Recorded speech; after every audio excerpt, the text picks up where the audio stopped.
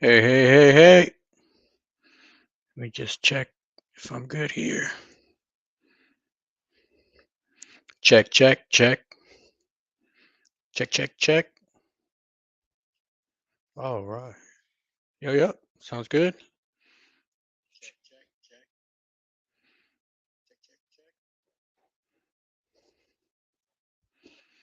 All right. We are back. Just check this. Give me 1 second. Morning, everybody. Welcome back. Saturday morning, 8 a.m. I know I kind of messed up on the time. I had put 8 a.m. Eastern time, but I meant to put 8 a.m. So anybody that came an hour early, all right, I had to once I was setting up, it said I had 10 minutes left to go live. So I switched it back up to 8 a.m. Central. All right. So, hello, welcome. Happy Saturday, everybody. We are now going into May. All right. Here, Illinois, weather's still cold. We're like in the 30s, right? Which is kind of crazy. You would think in by April, right? It's already warm. But nope, still cold here. All right. I'm pretty sure up north, it's cold also. All right. So, a lot of moving pieces, especially here. I am in the moving process, so as soon as I am done here with the live, okay, I am breaking everything down. All right, and a lot of um, a lot of my the goals that I had for today, all right, kind of got put in the back burner just because we have a lot of stuff that I had to move away. Okay, but I still was able to stitch out a lot of the samples because to me, all right, the way I like to learn. Um, Digitizing and then actually seeing the finished product. All right. So um, I started the morning stitching some stuff out. I still have to stitch out some other stuff. All right. Because I want to make sure whatever we see on the software, okay, whatever we see, whatever adjustments we make actually happen in the real world, in the real sew out. All right. So if you are learning digitizing, the best way you're going to learn is to digitize, to stitch, and adjust. Okay. You're always making adjustments. A design, it's like graphic designing, right? If there's any graphic designers out there, you really never finish with artwork, right? There's always things that you can make better, but there's always an end point, a point where you're satisfied, where you're like, hey, the design looks good at this point, this location here, we are good to go. We are good for production. All right. But we're going to talk about how we can always make stuff better. Okay. You could spend your whole lifetime making a design better and better and better, sampling, sampling, sampling. But eventually you get to a point where you're good. You're good with where it's at. Okay. And if you're familiar with digitizing, then you have the ability to make these little small changes. All right. Even though you could pretty much run a business without ever having to digitize. You could send it out, especially if you have a good digitizer that you trust. Okay. You can have a whole business and never have to get into a software. All right. But what happens is, of course, we don't live in a perfect world. Stuff happens. Adjustments needs to be made. We change garments. We go from beanies to hats. So sometimes we have to kind of make some small tweaks to our designs. All right. So if we have at least the basics understanding of digitizing and what happens if we change a setting. Okay. Sometimes I know when I started digitizing, I was scared to touch anything, like any settings that was done. Okay. I was kind of like hesitant, scared, nervous to make any type of adjustments. And when I made an adjustment, and nothing bad happened, all right, I was like proud of myself. I was like, okay, well, I didn't break it, all right. But if you understand the settings, so we're gonna kind of get into the settings today. I think digitizing flags, all right. First of all, we're all as embroiderers, we're always going to be digitizing flags, all right. Those we're always, especially wherever you live. Okay, you have your city flag, you have your state flag, your city flags, organization flags. Okay, and there's a lot to learn from flags. And the more you do and the more you practice, the more settings and tweaks that you make. Okay. The more you kind of understand. Because sometimes you could make a small setting adjustment, and you just saved yourself like 100 stitches. All right, not a big deal, but when you start doing big orders, little small changes like that become a big deal. All right. All right. So let's kind of go over the schedule for the next couple weeks. All right. Even though so we are moving this week. So on Monday, okay, Monday the Packers are already coming and we're moving. I already have a room, so we're moving from Illinois, uh, Northern Illinois. We're moving from here to San Diego. Okay, and I already have my space. Okay, I have a room dedicated specifically just for this environment right here. So going live environment, shooting videos. Okay, I have a room specifically just set up like that. I want to have lights, all my computers, my switches set up. That way, if I have to go live, all right, I don't even have to think about it. I just set it up, bam, let's go. All right. So I am planning to go live and do a whole lot of videos. All right. More often. All right.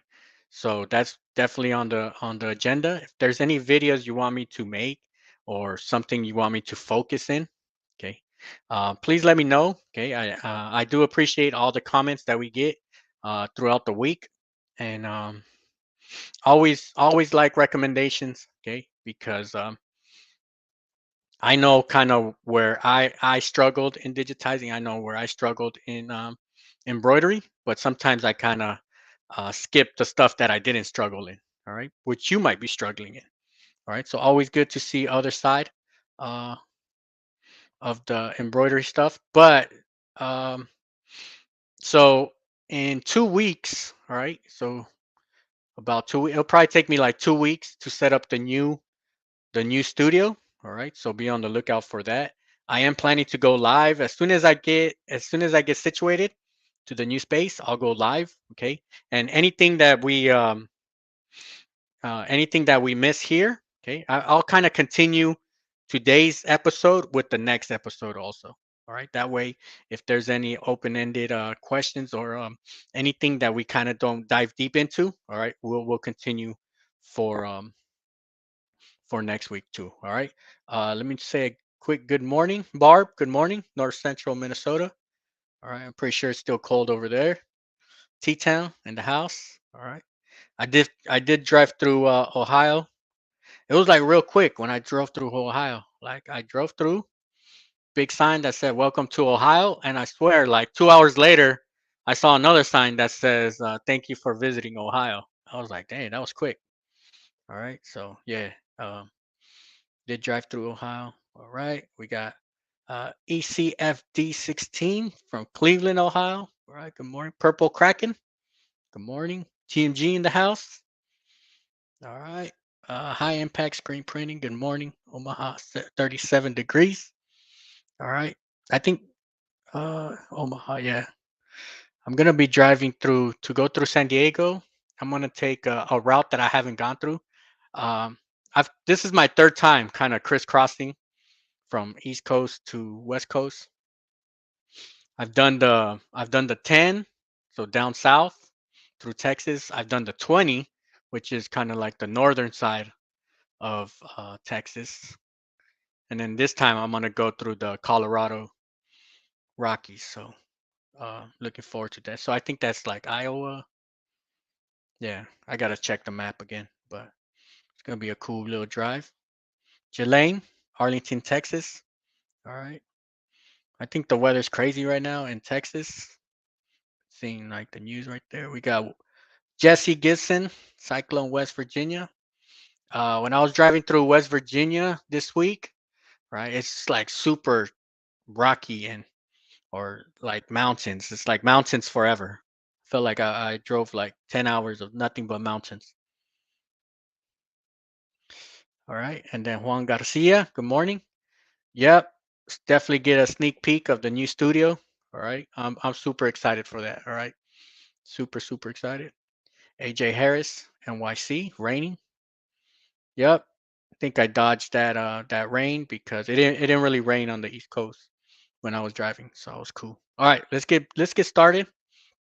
All right, first let me talk about some stuff that I want to get into details right here. Um, Give me one sec. Let's get into the software. All right, so this software is I always get this is a big question that I would get. What software do I use? I use Wilcom Embroidery Studio ES 4.5. Very similar to Hatch. So if you have Hatch, okay, a lot of the hotkeys.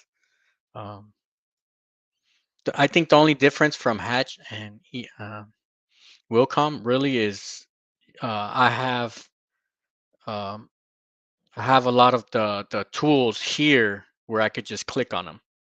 Where in Hatch you gotta do some drop downs. All right, but other than that, a lot of it is similar.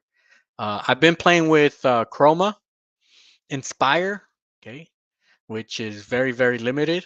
Okay, so for those who do use Inspire, all right. For right now, I think it's good. Like if I were to use it, I think it's good view view designs. Like if somebody designs it and you want to see how it looks, you want to replay it. I think that's a good one to have. And I'm seeing what's the most I can do with it. All right. So look out for a video on that. I am gonna digitize a couple designs with Inspire. All right. But for the most part, today, actually, let's start with this one. Let's start with the swatch. Okay. Everything, I think, embroidery, learning embroidery all starts with this right here, the swatch. Okay. These are where each of these boxes has its own settings. Okay. And I'm going to make a PDF on this. All right. I already stitched it out. Actually, this one here, show you here, is over here. Okay. So like I said, like we could see things on the software, but the best way we're going to learn is if we actually stitch out. So the stuff that I'm going to talk about right now, okay, this is what we're seeing. Okay, this is what we're going to see. So right now, all right, it really doesn't make sense right now, but it'll make sense after I show you what we're talking about. All right. I always like to have different time different types of swatches as reference, especially when I'm digitizing, because if I want to make a decision, if I have a decision to make, like, hey, should I lower the density? Okay, I could just go to my reference and kind of have an idea of how it's gonna look like. All right, so let's go back here. All right, so that's what we're seeing it. All right, I just put different colors here, but and one thing, let me just show you real quick. Reason why I put it gold. Okay, so I have a dark background, and I put it gold just so we could kind of see through it. All right, that way we can see how much space is between how much gaps we could kind of see between our thread and our fabric. All right, that's the reason why I like to use two different colors, one dark, one light. All right, you can see if we're using a dark thread, so if we didn't use the gold thread, if we use a darker thread, we could probably get away with a lighter density. Okay, but once you go with a color contrast color, okay, where one is dark and one is light, now we might have to tighten up the density. All right, just as an FYI. All right, so when we're talking about digitizing, okay, I have the 10-point checklist, 10-point checklist. All right, that was kind of like the first video that we did this year. I am tweaking it a bit. All right, so look out for a new 10-point checklist. I actually just moved. I added one. Okay, I added one special feature to the checklist, which was the design. Okay, so look out for an updated version, but the concept is still the same. Right, just a couple of things got tweaked because I kind of thought about the 10-point checklist, and a design, receiving your design is as important as anything also. Okay. The way somebody sends you a design, okay, very important. And sometimes you have to sit down with a customer and tell them if this design is even possible or what adjustments have to be made. Okay. Let me see. TNG, what needle and thread did you use for that sample? Just regular 7511. Needle and thread. Thread, I have the gold Madeira. And then the backing is just twill. All right. All right. Good question right there. All right. Good morning, Robert from South Texas in the house. We got the size store from Saudi Arabia. All right. So we got East Coast. I don't know if we have any West Coast. It's probably too early right now for West Coast. Okay. Then we got the Middle East. All right. So let me just show you these settings right here. Okay. Reason why I want to go over these settings, because once we start talking about digitizing, it kind of makes a little bit more sense. All right. Each each one of our, so anytime we talk about like one shape, okay, this is one shape. This is called one object.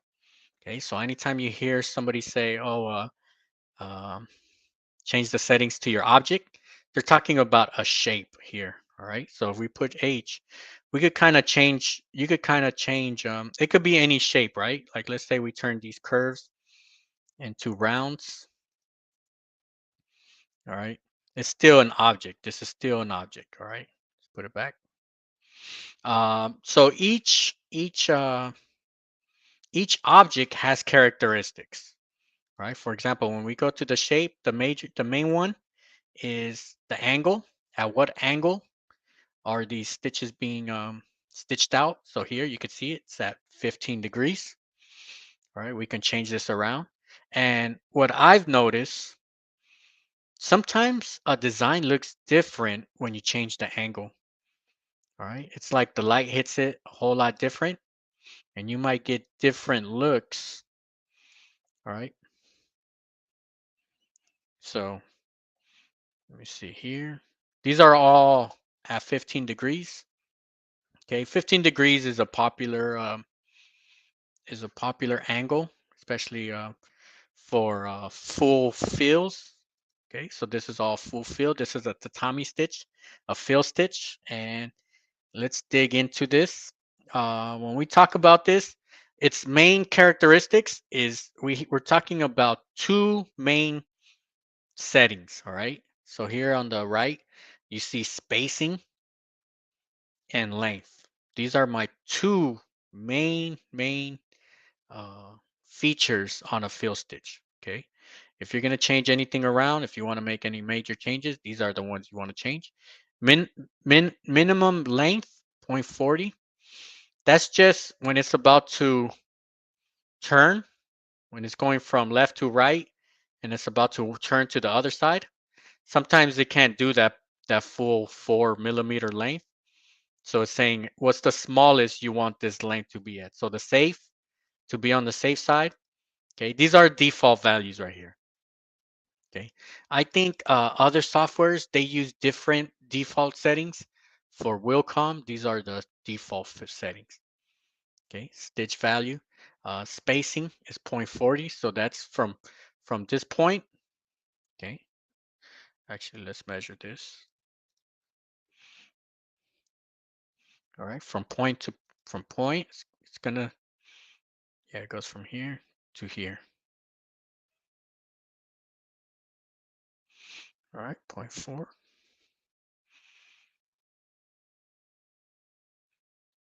All right, and then the length 4. That's just how long it's going to stitch here. It's going to jump to the next one. All right. And then it makes the next stitch here 4. All right. This one, I call this setting here is the safe fill. Okay. The safe fill. Sometimes if you want to save on stitches or you want to make something a little thinner or lighter on the stitch, what I would do is change the spacing around. Okay. So the spacing is your density. All right. You could also make the length a little longer, 5. Okay, 5 is not that bad. It's not too long. Once you start going to 6 millimeters, you start getting to the long side. And then 7, I think 7 starts getting too long for fill stitches because now you might have loose threads. You might get snagging. Okay. So here, this top side, these are all spacing, all density at a 0.40. And this next one, change it to all spacing 0.5. Okay. And then this one, 0.6. And then here, from top to bottom, these are all length, 4 millimeters, 5 millimeters, this middle one. Okay. 6 millimeters, the length. All right. So very useful. Okay. And then when I stitch it out, let me show you right here. Stitch this out right here. All right. So this here, this is what we're seeing right here. And I'll show you the underlay, what underlay I used also. You see? All right. So you see the top left corner? That's usually like if you look at your designs, if you send out your designs to get digitized, most likely your digitizer used that setting right there, all right? Because it's very popular. Um, it's like universal, all right? This one right here. But sometimes, especially if, let's say we were to be stitching on a color similar to our fabric, okay, we could probably sneak our way more to the less threads. Okay, we can probably go less density, so 0.5, and maybe go to a length of 5 millimeter. Okay, so maybe we could sneak our way into this area. Okay, if we have dark thread, all right, or you could probably even go all the way down here. Okay, sometimes a design doesn't require thick density. All right, now here, this one here, now I went real light on the density. Okay, so now we're talking about 0.7, 0.8, 0.9 density. Okay, but I did make one small adjustment. Let me show you the adjustment that I made. Okay, so here on the file that we're looking at, the first one, okay, the one that we just talked about, my underlay. Okay, underlay plays a big role in all this right here. This is kind of like when I'm doing fill stitches. All right, anytime I'm doing fill stitches, this is like my go-to underlay. All right, tatami with an edge run. And let me just show you real quick what that is. Oh, too fast. All right, slow down a bit. All right, and let me show you why I like this underlay. So it'll start a tatami stitch, and it's 90 degrees different than my actual stitch. All right, so it's gonna do this first. So it's pushing the fabric out. Okay, then it does that outer run. So it's gonna do this outer. Now it's going to start the actual stitch. So then when it gets here, bam, now it's gonna start the actual stitch. So the reason why I like this one, because here I kind of created a little small outline of my design. So the chances of me getting warping or me losing registration, okay, it's minimum now. Okay, so by adding that, you could kind of strain of your foundation of this object right here. All right. And then here with the second one, now I'm going super lighter. So here you can see I'm at a 0.7. Okay. In this situation, what I would do, I would put a double tatami underlay with an edge run. So just add an extra layer. Okay. So let's go a little fast here. Okay. It's still doing the underlay. So this part is the underlay. Now it's going to do the edge run. Right. And this is because I'm going lighter on the density. Now you don't want to do this. You don't want to add a lot of underlay and then still use your normal settings, your 0.4 millimeter density, because now you might be too dense. It's going to be too strong, too rough. You're going to get super wavy. The final outcome is going to be like super wavy, and it's going to be too thick. It's going to be like bulletproof, right? So now when it does this, okay. And if we didn't have that underlay, all right, especially at that density of 0.7, all right, we would have definitely seen gaps in between, all right? And then here, 0.90, right? So we are super opened up, okay? Our density right here, super open, but it kind of still works out because we put that double underlay. So let me show you one more time. All right. And when would I open up this density like this? All right. Let me show you situations. So here, let's look at this one here. Density 0.90, right? That's like super opened up. Okay. Still looks all right. All right. In a situation that I would use that in, if I'm using similar thread. Okay. So if I was using like the same navy blue, this is a navy blue twill. Okay. I could probably get away with using something like this. All right. Because now it'll kind of blend in with the fabric. Okay. Where I wouldn't use it is if we have contrast thread with fabric. All right. But you can kind of see once you kind of get a feel and you kind of see the files. Okay. You kind of make decisions where you can say, hey, I can get away with going with a lighter. Okay. Especially if you're in situations like that. Useful. Let's say you have a very thin polo shirt and you're getting too much of a fold. Okay. You might want to tone it down with the density. Okay, so you might have to figure out ways to lower the density, and putting more underlay can help in that situation. All right, all right. So those are really the main settings. Let's go over one more setting. Um, so here, when you put H, okay, you always have a start. Okay, this green.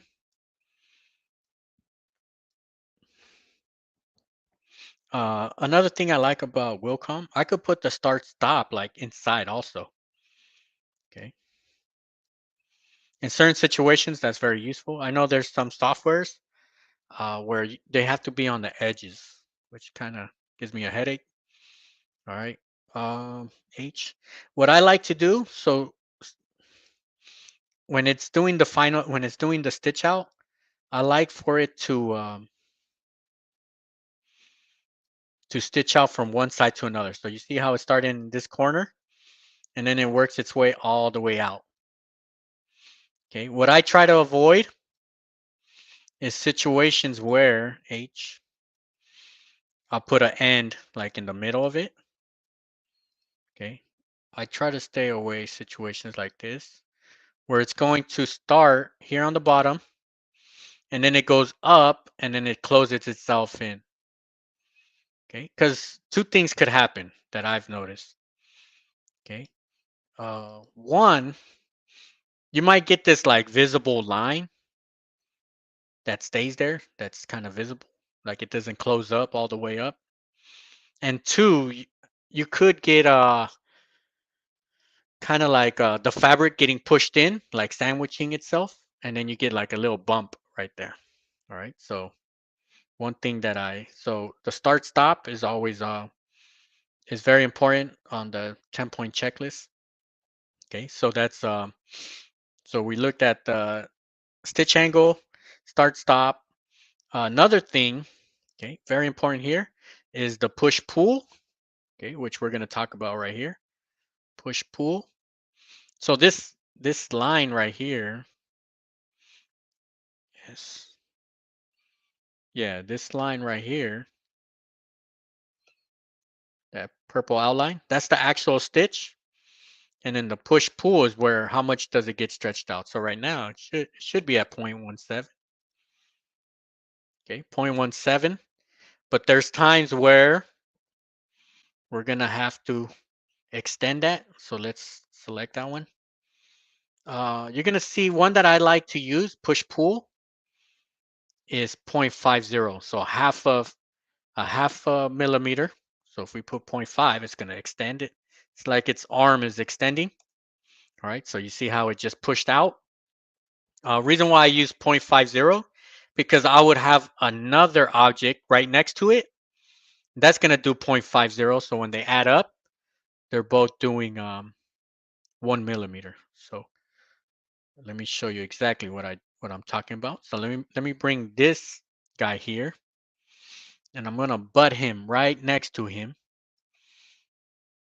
Let's change this color to black. All right. So if they're butting each other, let's just do this one here.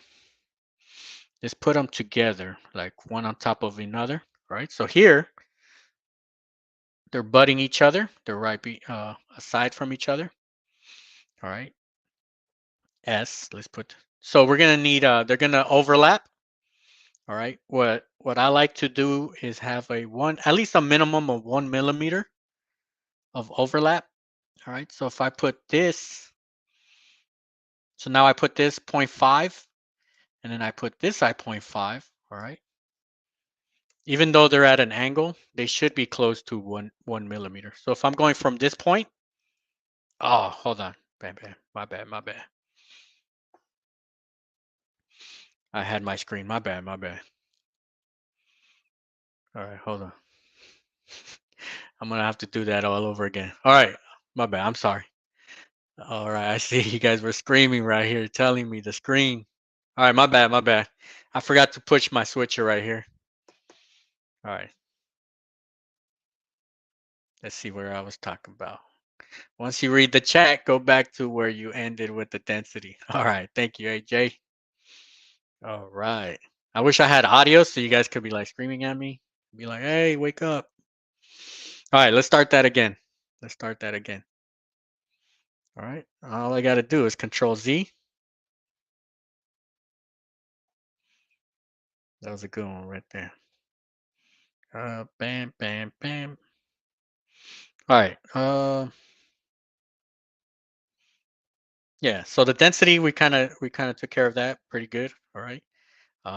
This one here. Uh, okay, that's what I wanted. This one was the important one. H. Your start stops. Okay. Your start stops. What I like to do. Okay. And I've seen this one a lot of times where people have this gap right here. So when I'm stitching out, all right, I want the top stitch to go from one side to the other in one shot. So you saw how it started bottom right, okay, and it's working its way all the way out. Okay. What I try to avoid when possible, situations like this. H, if we put our stop here in the middle, okay. Now let's play this. So I try to avoid situations where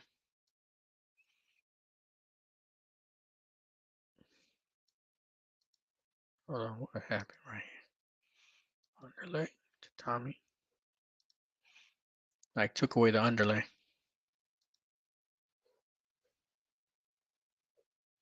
All right, there you go. That was kind of weird. All right. This is what I try to avoid here. All right. Situations where you start on one side, it's going to start the beginning, and then it walks its way up, and then it's going to close itself somewhere in the middle. Okay. And the reason why I avoid that, even here, even in our simulator, you can see kind of like a visible line. And in actual stitch outs, sometimes they do show up and sometimes they're kind of like an eyesore. Right. Also the fabric, it could kind of bulge up right there. All right. So what I like to do, H, put a start one side and end it on the other side. All right. Just part of the 10-point checklist. And then here, this one was where we kind of, the push pull. Okay. My go-to in certain situations, my go-to push pull compensation. Wilcom makes it easy because I could put the millimeters. I know some softwares where you have to put like a percentage. I don't like working in percentage. I think if you're able to use the absolute function where you can actually type in actual numbers. Okay, so here I have it at 0.50. Right. Reason why I like 0.50, if we take this away, if we go at 0, okay, you could see where this is 0 pull compensation, right? But we know these dots here, this is where the needle is going to hit. We know it's going to pull that thread. Okay, stitching, it's pretty much two threads, kind of like you're tying your shoes, right? When you're tying your shoes, you get that pull. So we want to add some pull compensation. Uh, the standard is 0.17. That's like what the software standard is. Okay, usually works for most of all your designs. In certain situations, I like to go 0.50. So if I put 0.50, it's going to stretch out a bit. Bam, you see how much it's stretched out? And the reason why I like to use 0.50, now let me grab this guy that's right next to him, and I'm going to butt him right so the lines are right on top of each other. Okay, so let me just put this right over. Okay, so they're literally against each other. Okay, and then let me make this black. Okay, so they're like this. All right, if we were to put these both with 0 pull compensation, all right, they would look like this. All right, here on the screen, it looks like it's perfect, but we already know there would be a big gap right here, or a very noticeable gap when they actually stitch out. Okay, so what I like to do in certain situations like this, I like to put a 0.50. Okay, and now we have an actual overlap. Okay, now they're overlapping. And then if we measure this, okay,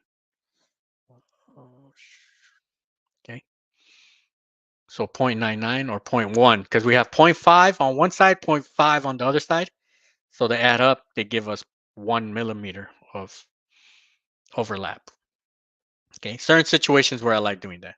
Okay, you could also, which is the most popular method also, which you'll see a lot of digitizers using, instead of just doing the push-pull compensation, they'll just digitize it already with the push-pull. So they'll just grab one side and they'll just pull it over, okay, and just add it manually. All right. Sometimes I like to type it in the pull comp because then you could adjust it as a whole. You don't have to really go back and figure out where you digitize that gap, okay, or the pull comp. All right, but those are the major settings there. Okay, I know sometimes when we're digitizing could be overwhelming. All the settings we got to really look at. Okay, underlay. Yeah, those are the main ones. All right. Um, and like I said, the 10-point checklist. Okay, definitely gonna be diving deep into the 10-point checklist, but that's kind of like the 10-point checklist in a nutshell. All right, as the most basic way.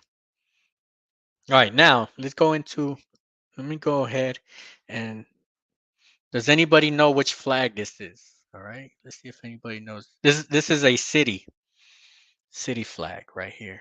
All right, let me see if anybody knows. All right, but this one here, this is a good example to kind of use. I think flags are very good examples to kind of teach digitizing because we do have a lot of push pull. So you can see here we have how many shapes do we have here? You could break them down. We have a good amount of shapes. Okay, good amount of colors. We have decisions where we can make our decisions. Do we go lighter in the density? Should we go heavier? All right, so a lot of good moving pieces that we can talk about in these situations. All right, um, and then also for the channel members, if you're a channel member, these files are going to be available for download. All right, so you could just probably like an hour or 2 hours after this live, I could kind of package it up and put it in a folder for download, so you could analyze the stitch files, and they have been stitched out and tested. All right, so and I'll show you the stitch outs too right here. All right, let's go ahead. Let's start digitizing. All right. So the first part of digitizing, all right. Of course, we're gonna check our design. That was the change that I made on the new 10-point checklist was design, receiving a design, um, measuring your design, making sure the design is good to go. All right. So this is a 2x3. All right. So 2x3 is very popular size. All right. Lock that up. All right. And really digitizing is, I would say 80% is tracing.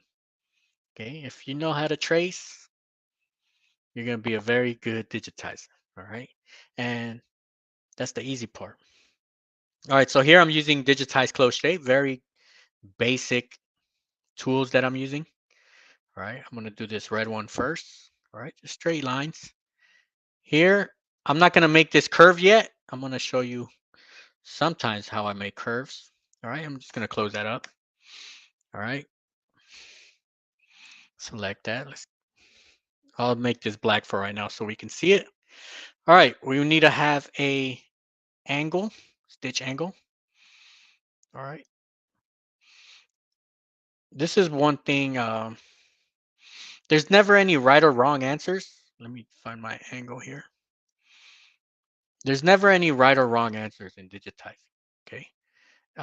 Everybody has their own philosophy and their whole idea of how to digitize.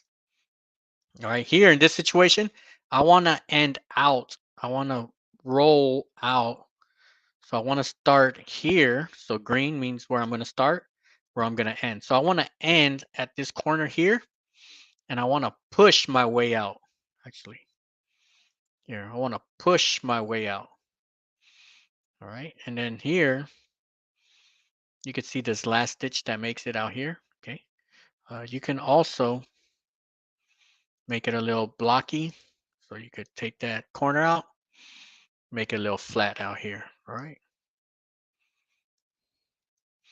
What what is protecting your stitches so you don't do any small tiny stitch where your needle's going to break, your minimum. So on my settings, my object properties, this is what's really saving your needles from breaking, is your minimum length. Okay, by me setting my minimum length to a 0.40, that's making sure this design doesn't have any stitch, or this part of the object doesn't have anything that's less than 0.4, because once you go into 0.4, the possibilities of breaking needles very high. All right, so always important to set that. Okay, 0.4 is usually the safe side. So if you find yourself in a situation where you're at 0.1, all right, so you can see here it added stitches because it said, hey, you know what you're doing. I'm gonna add smaller stitches down here. Okay, so we definitely don't want. So I'm gonna Control Z that, and you see, took that little small stitch out, which you don't want. All right, just there's the design is kind of looking out for you. All right. H. So here is where you could put a curve.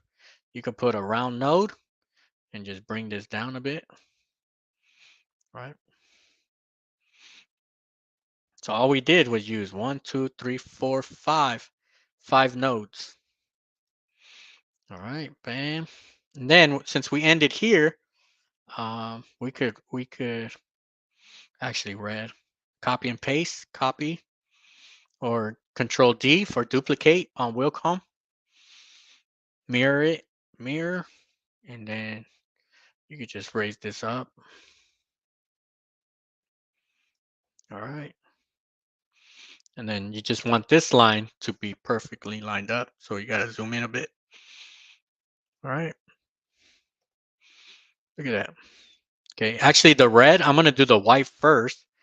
The white's going to go first. And then the red will be on top. All right.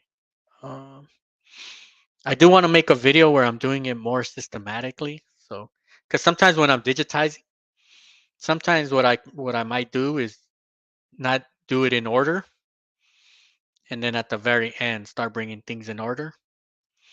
But I think if I'm teaching it more systematically, like in order, in its proper order, okay, sometimes it'll make a little bit more sense.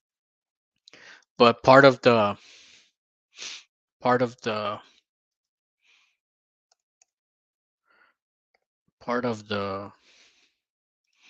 uh, hold on, because I'm digitizing and trying to think at the same time.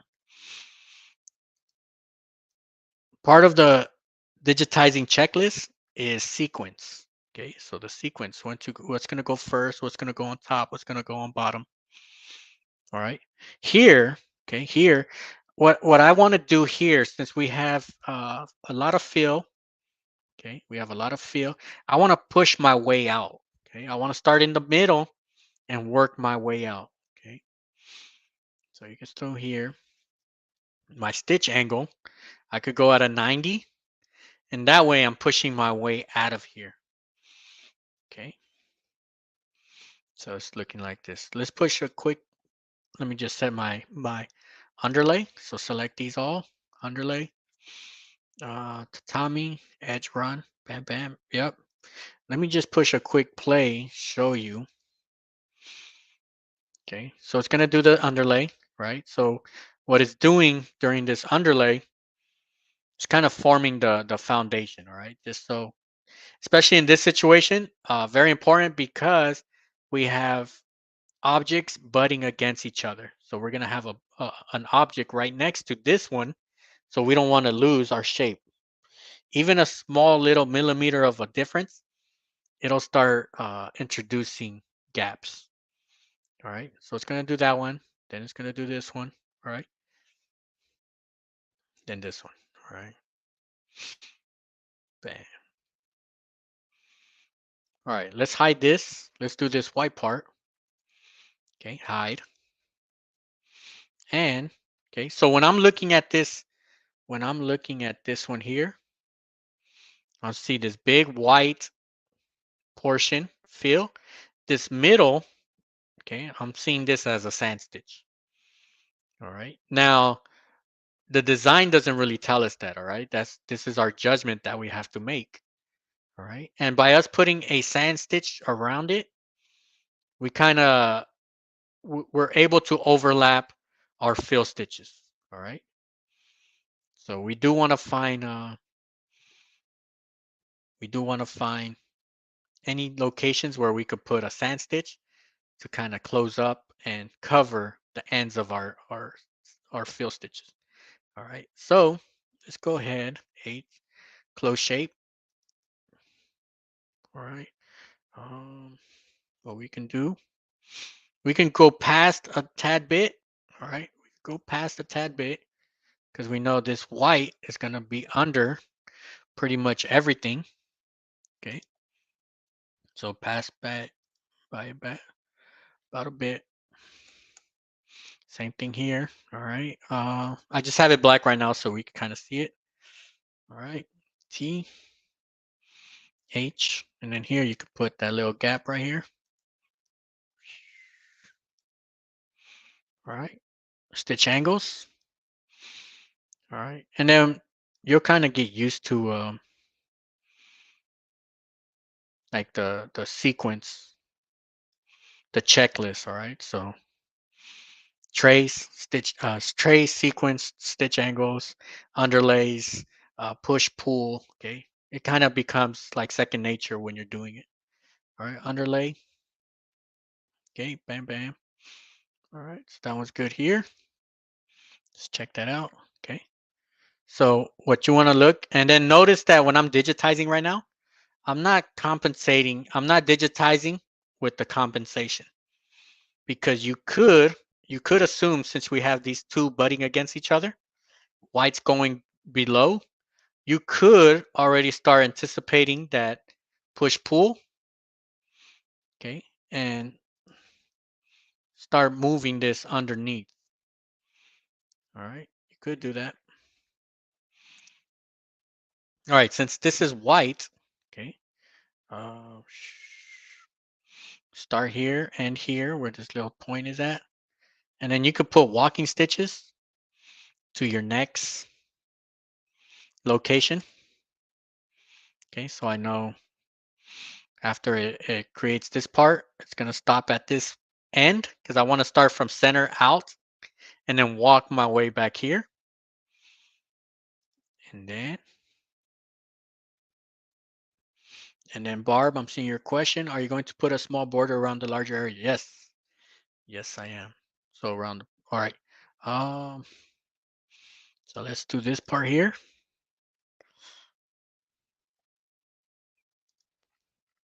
And then I have the final stitch out for this one. All right, because I like to digitize and show you the final stitch outs. This one, I'm gonna go a little below. Then let's just adjust this. Let's bring this a tad bit down so it could be under. And then a little circle right there. Bam. All right, now we're going to use, now here, my stitch angles, I want to come out. So I want to start in the middle and work my way out of here. All right, out of this little area here. All right, and then I'm going to duplicate, Control D, mirror, and bring this guy down a bit. And then if you, I'm pushing down Control D so it doesn't move anywhere left to right. Okay. Then just bring this guy down. Bam. Perfect. T. All right. Then since uh, I ended here at this corner, go walk our way up here. All right. The red's gonna cover it. If you find yourself where this walking stitch is showing, then you could go on the outer border. All right. But we're gonna have the red covering it. All right. And now you could talk about sequence. We're gonna go first here, second, third, fourth, fifth. All right, and then I push my 1, 2, 3 sequence by set, sequence by selects up here, my top right. Then it selected it. Then here, this one, H. This one here, H. Where do you want to start? Where do you want to stop? Because we definitely want to minimize our cuts. Okay. Okay. And then we could always check our work by our design information. It says trims. Okay, my trims are coming from here, from the other ones that I hid. All right, now let's color these the proper color. Put this white. Unhide this. Unhide. Red. And let's put this going first. All right, now that's hidden right there. All right, now, as of right now, we don't have the proper push-pull. Okay, let's hide this. We have 0.17, which probably won't make up for it. Okay, we'll still get gapping. All right, so what I can do, the red, okay, push pull. Okay, actually on my notes, we could put 0.5. Okay, I had put 0.45, but this will work also, 0.5. All right, so this works adjusting the push-pull works this way because we're getting push-pull from both ends. All right. Sometimes in certain situations it won't work for you. All right. But for the most part, this is going to work because we got on this side and on this side. Okay. Bam. And of course, the only way you're going to know if it works is with an actual stitch out. Okay. All right. Bam. And then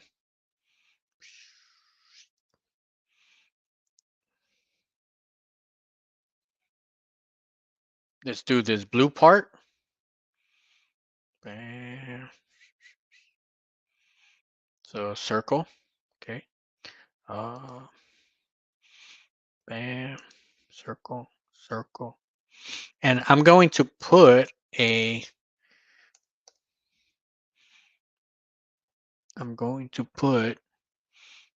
sand stitch on top of this.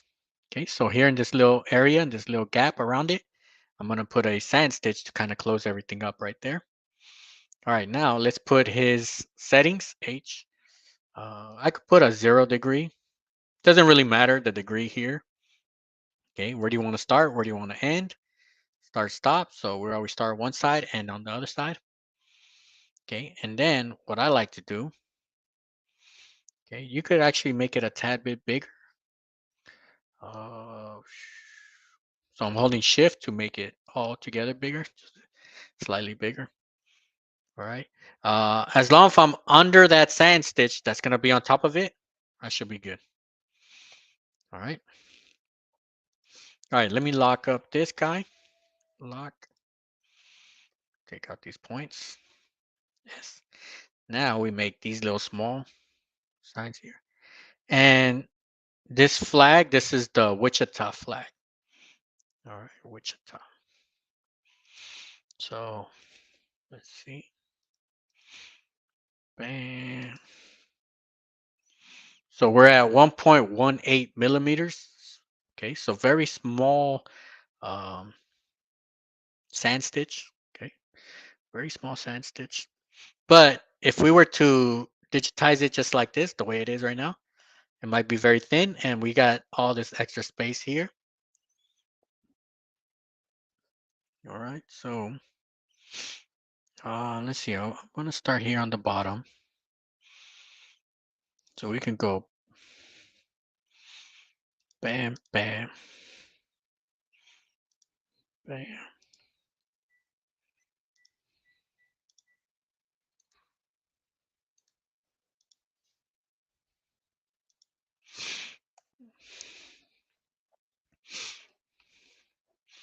All right. So, and really all we have to do is one pair of these three, and then we're just going to copy and paste them all. We're going to walk, bam, to the next one. And then column A, okay, whichever one. This is like the popular one. Column A.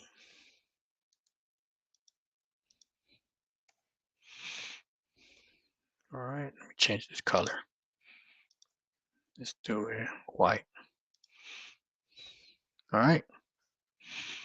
T. Walk.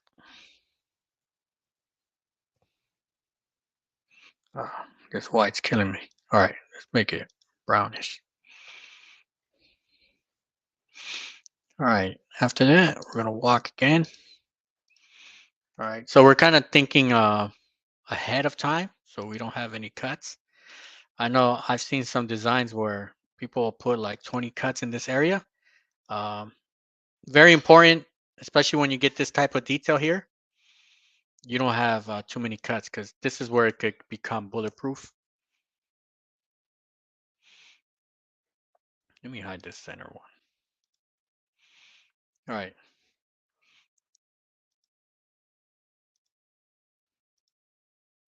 So let's see what just happened right here. It's going to go here first. H. It'll start here. Start, stop. Ends here. Bam. Walk. Come here. H. Start that corner. End at that corner. Go to the next one. Walk. go to here, H, start at that side, go to this side, bam. And then,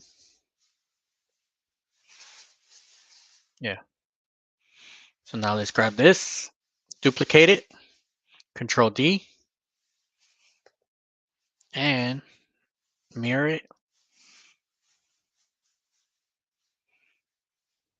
Pick that up. Bam. And then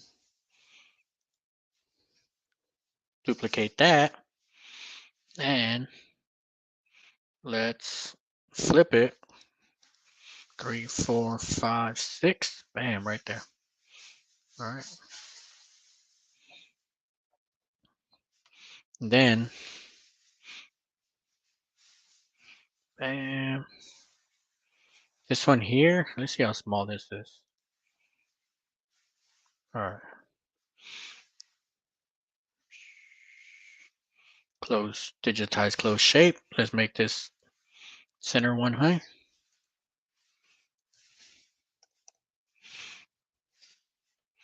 Let's turn this into a sand stitch. So you can see it's too big right now. Make it a little smaller.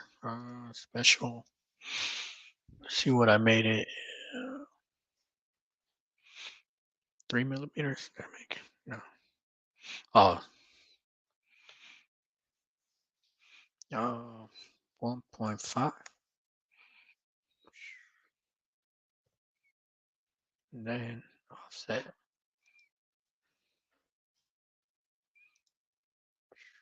All right. Bam.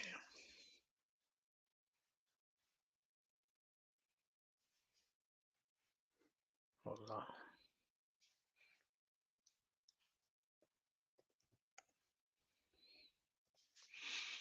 All right, then this one here. We could probably, I'm gonna double check what I put, but probably put a sand stitch.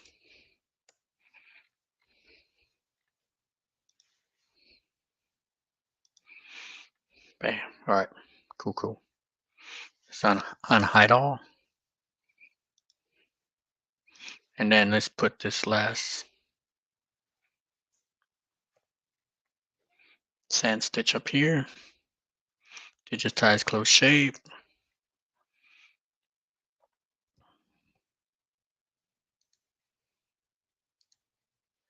Then I'll show you the final one with the final stitch out. Bam, 3, bam, bam. Okay. It's gonna be white, blue,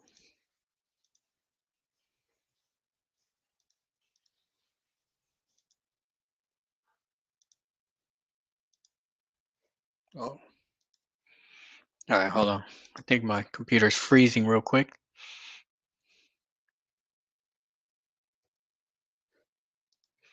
All right.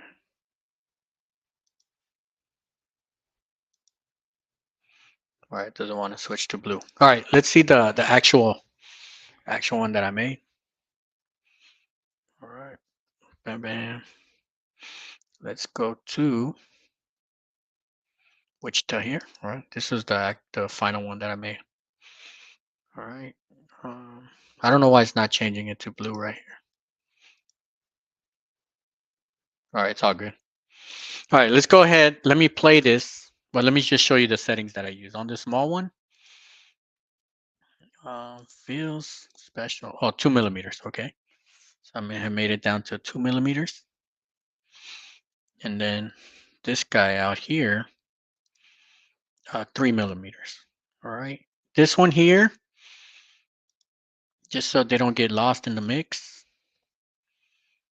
Okay, they're still digitized according to the shape, but the pool comp, all right, picked it up to a 0.25. Right, so you could see instead of it being digitized or stitching to its actual, that 0.25 pulls it out a tad bit out. All right, or else it kind of gets lost in that area there. Okay, and then here, yep, I use a sand stitch, regular pull. push pull.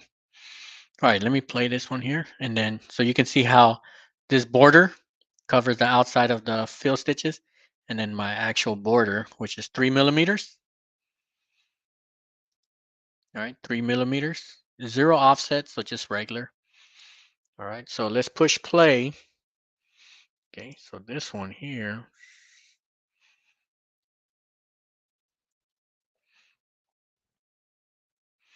I'll kind of give you a rundown of what's happening. So right now, what it just did right now was the underlay. Okay, just making sure it forms its shape. You could do a global underlay. Sometimes I'll test it without a global underlay just to see how it works. And it's all good here. All right, so it's going from inside all the way to out. And let's speed it up a tad bit. Okay, it's gonna walk to the next location. So it walked. Let me put trims so it tells us when it trims. Knowing how many cuts a file has, very important. All right.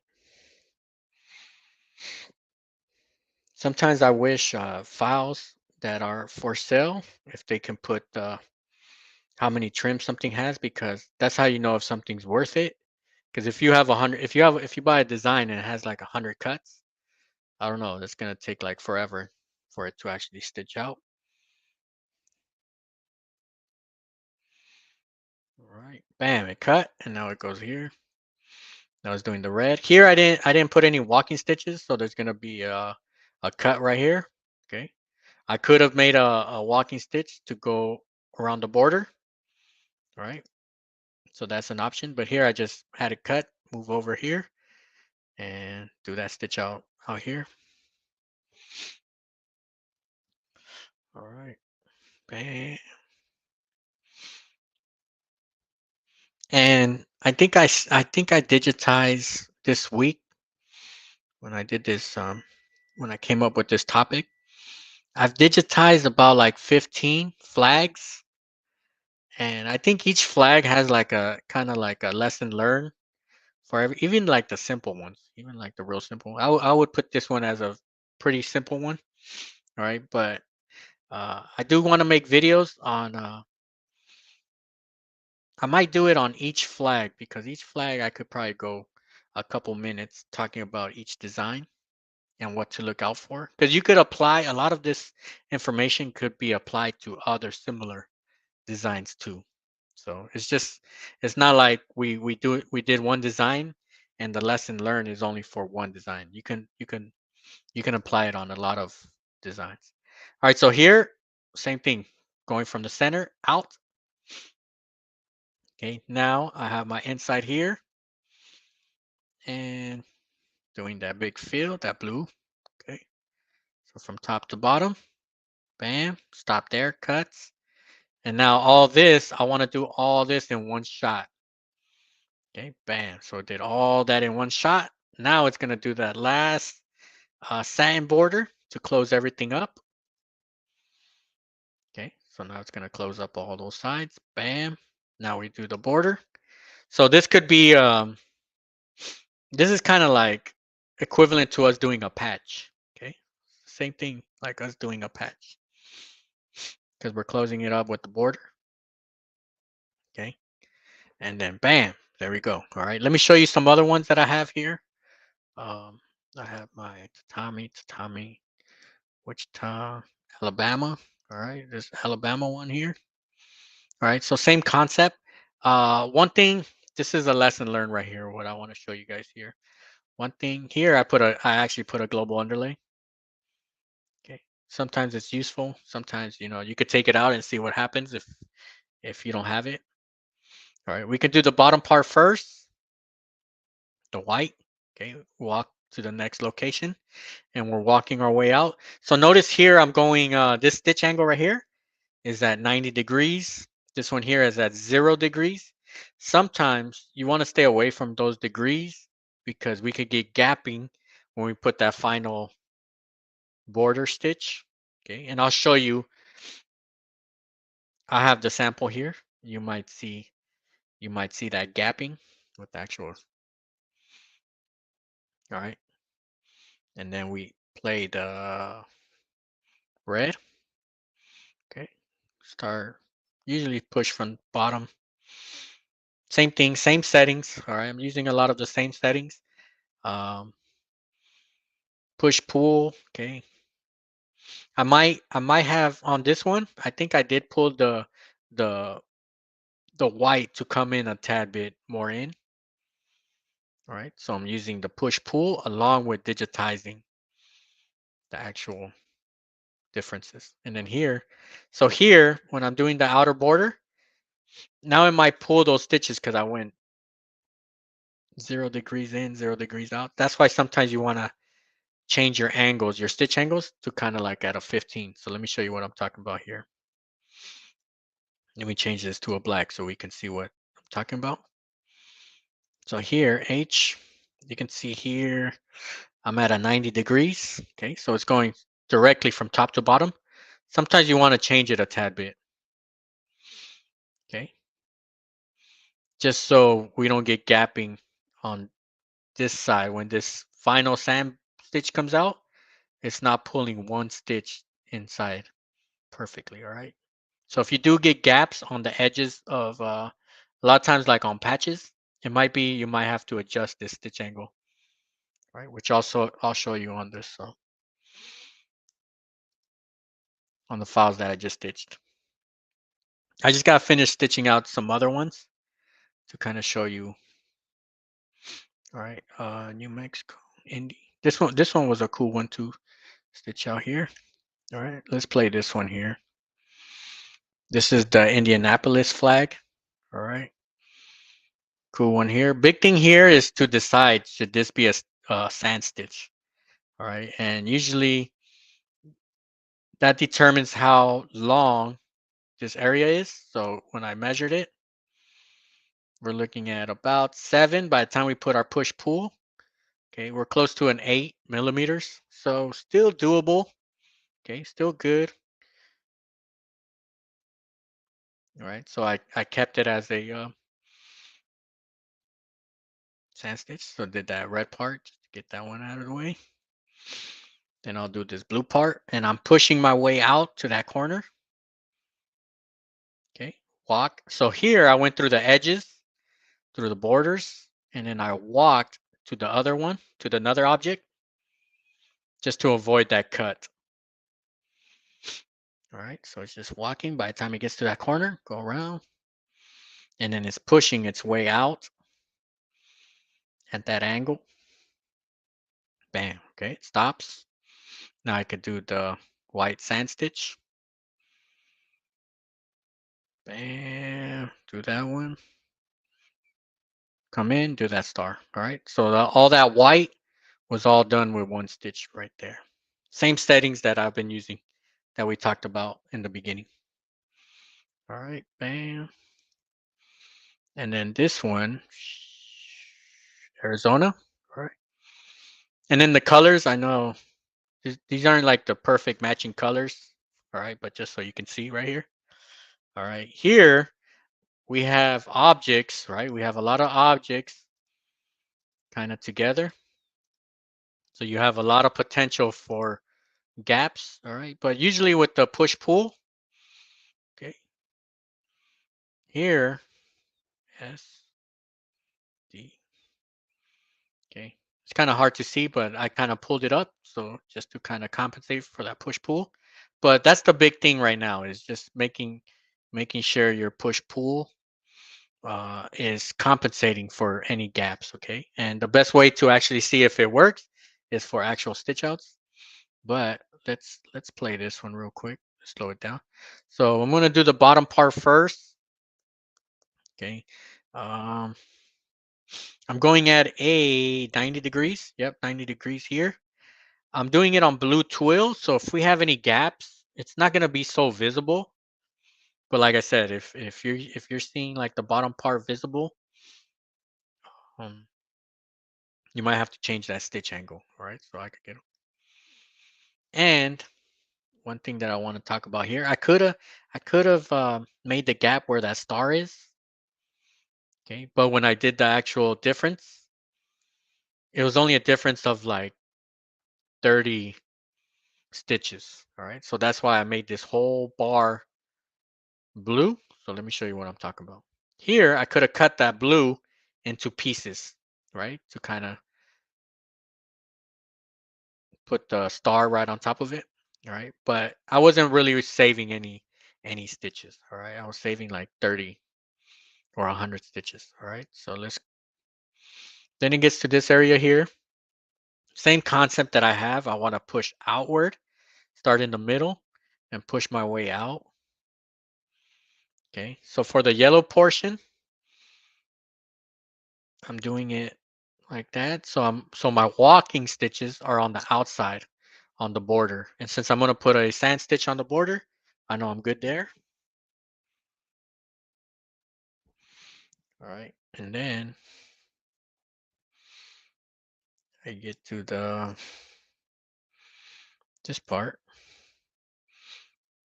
All right. Now I'm going to work my way in. Okay. So I have enough stability on that area that I could work my way in. And then I just walk to the next object. Okay. Making sure I have enough push pull compensation on top to avoid any gaps. All right. And then, so all that's being done in one shot. Then it's time for the sun or the star. Okay. I kind of did a different type of star. I was experimenting on a new star just to make it look sharp and clean without any gapping or anything. All right, and then the bar. All right, sand stitch. All right, so just kind of like the same concept if we're doing a patch. All right, usually flags turn into patches, so these could easily be patches. All right, what I'm gonna do, I'm gonna finish. I'm gonna just finish sampling these, and if you're a YouTube member, I'm gonna put it up for download. All right, all right. Um, oh, I do have this one too, Colorado. This one was a cool one. This one here, the C. Okay, you gotta kind of see the distance here.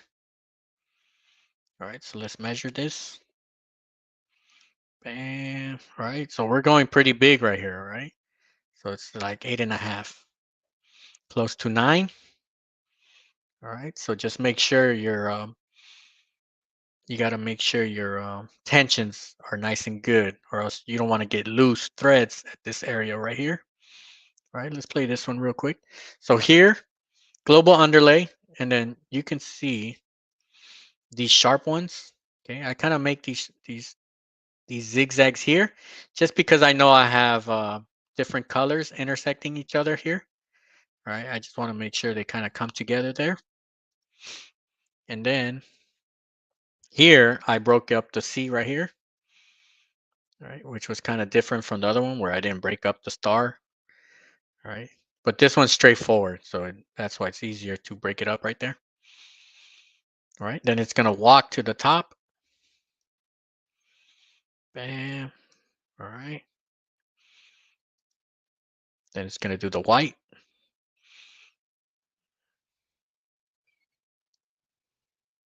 Walk to the next one. Okay, that's why I kind of went from the outside in. I already have enough stability. Okay, I'm not really too much worried about losing registration at that end. And then now I could work my way out because there's no other whites after that. Okay, it's gonna cut right there. Now I do the yellow.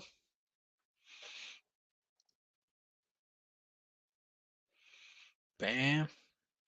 All right. Now we just have one left over. We have the C. Okay, so this one we definitely want to have good underlay. So I have a double zigzag with a edge run. And just make sure at that length, at 8 millimeters, you want to make sure your tensions are good to go. Then the border. All right. When I stitch these out, I'm gonna record it so we could actually see the stitch out, so you can see a good uh, view of how it's coming out. All right. But let me show you the final stitch outs to some of these. All right. Let me let me set up the camera.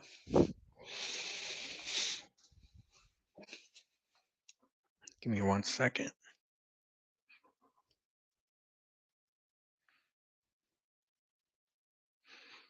All right.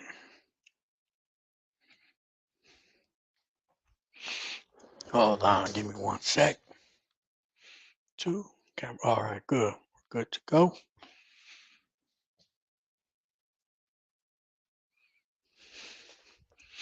All right, so I just got to stitch out the next round. So, but let's talk about some lessons learned. Let me see it right here.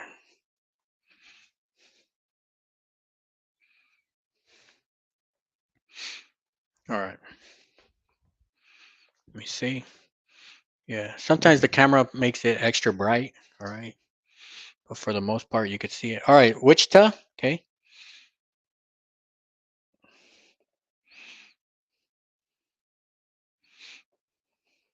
All right. Here, looking at in person. All right. Good. All the gaps got closed up. Okay, so we look good. The stitch angle makes it look nice, the way it kind of pushes out. Okay. Here, the little small bars that we have in between. Okay, everything's consistent. Everything looks good. All right. Um, so our 0.5, using that 0.5 as pull comp, worked. Here, the New Mexico. Oh, I actually didn't play the New Mexico. All right, but this one's kind of similar, right? We have the same bars or similar bars here. All right, here I'm using a 0.5, the tatami fill, 45-degree angle. Okay, but you can see how it covers pretty good. And I'm using a density of 0.5 and my stitch length of 5. So it worked out pretty good. All right, I didn't use the traditional 4.4 and the 4 millimeters. Okay, this one here, the Alabama. Okay, everything closed up good, all the gaps, but this is what I was telling you, where if we're running at a 0 degrees, okay, see if I could show you. You have potential of small, tiny gaps, all right? The camera is kind of highlighting it even more. In person, it's really not too bad.